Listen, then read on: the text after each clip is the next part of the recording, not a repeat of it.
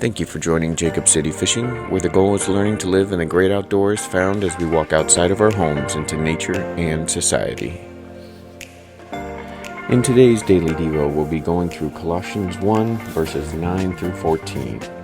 And so, from the day we heard, we have not ceased to pray for you, asking that you may be filled with the knowledge of His will in all spiritual wisdom and understanding, so as to walk in the manner worthy of the Lord, fully pleasing to Him, bearing fruit in every good work and increasing in the knowledge of God, being strengthened with all power according to His glorious might, for all endurance and patience with joy, giving thanks to the Father, who has qualified you to share in the inheritance of the saints in light.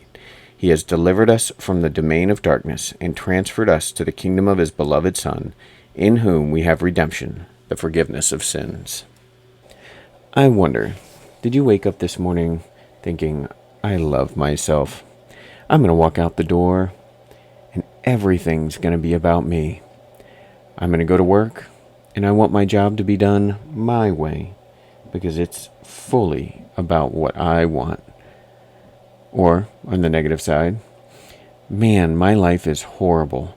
Everything is wrong. Nothing goes good, ever. Period. I'm miserable because of my life. Now, you may not have recognized those two thought processes going through your mind, but both of them have one thing in common.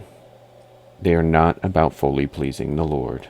As verse 10 says, Paul's prayer directs God to help the Colossians walk in a manner worthy of the Lord, fully pleasing to Him, not ourselves.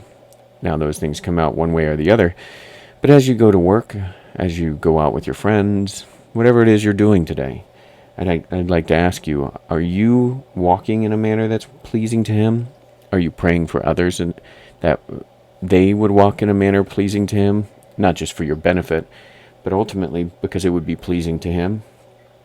And the things that Paul prays for and doesn't cease praying for is that these other people, these other believers, would be filled with the knowledge of His will in all spiritual wisdom and understanding, that they'd walk in a manner worthy of the Lord, pleasing to Him, bearing fruit in every good work, and increasing in the knowledge of God, being strengthened with all power, according to His glorious might, for all endurance and patience with joy.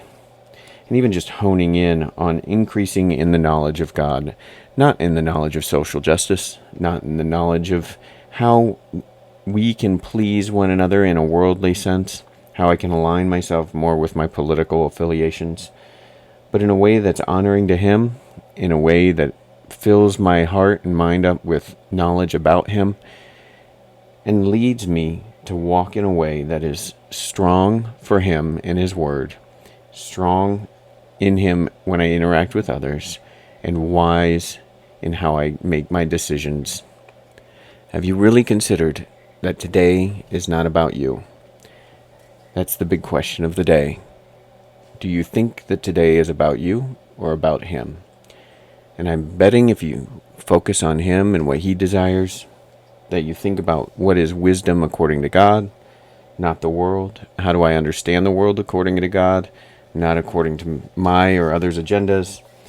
If I'm strengthened ultimately with the power that comes with the gospel, and I live my life accordingly by faith, through grace, with wisdom, that I speak up confidently and justly in this world, that maybe, just maybe, I might be more joyful than ever.